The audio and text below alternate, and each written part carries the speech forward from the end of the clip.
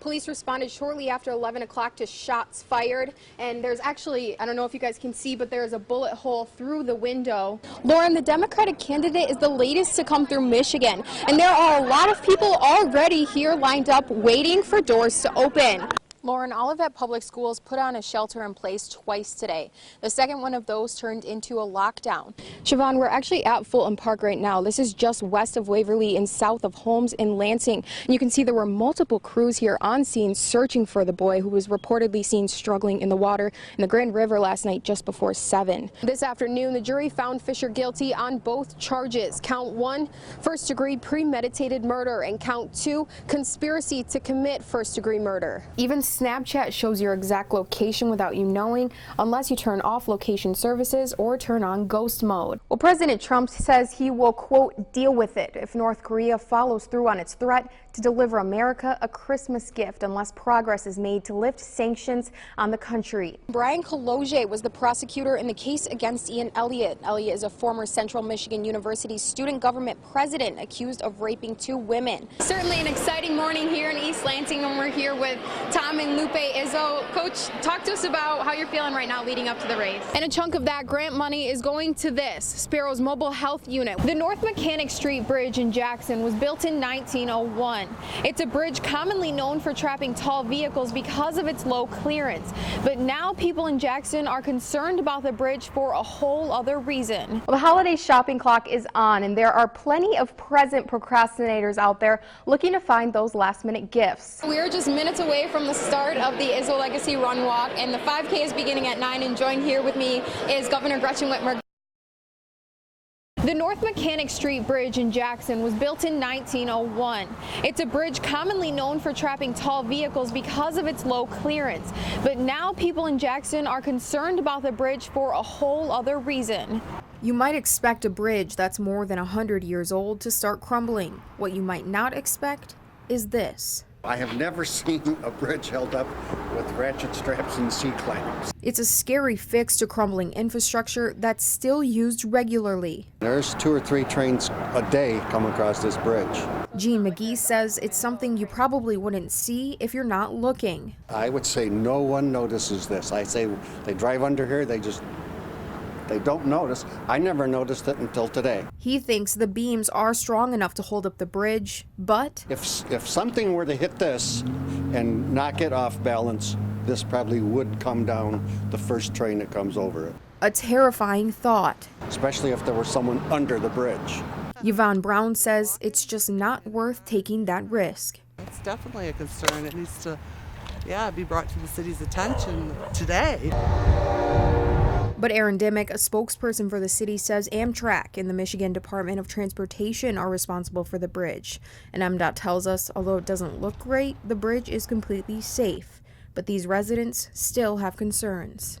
It's in bad shape. It's in terrible shape. This bridge needs attention. This bridge is expected to be replaced, but not until the summer of 2021. Here for you in Jackson, Brittany Flowers, 6 News. Back to you guys. Frustration. Ridiculous.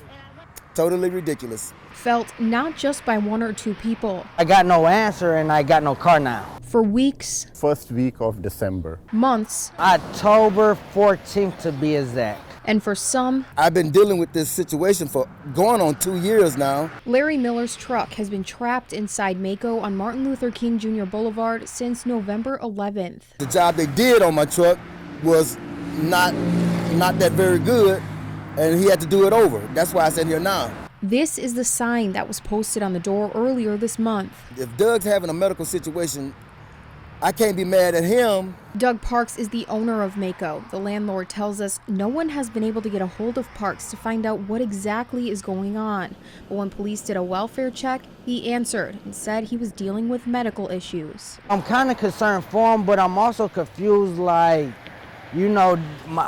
fully paid for my car too. Michael Watkins says he's tried to call the shop. They transferred me to corporate, and they told me that somebody would be here today at 9 with the police, but nobody showed up. Watkins wasn't alone. I was told today someone would get the building open, we'd be able to get our vehicles out. In just a half hour, 4 people showed up with the same expectation. I just wanted a buck.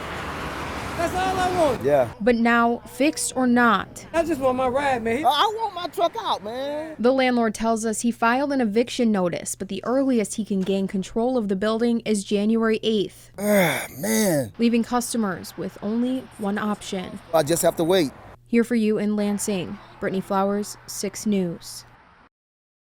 It's a house that one Lansing couple called home for 23 years. He was a good husband. We were married for 47 years. My dad was everything. Carlos Roman lived in Lansing most of his life. In 2011, he was diagnosed with cancer. 6 years after his diagnosis, Carlos relied on a wheelchair to get around.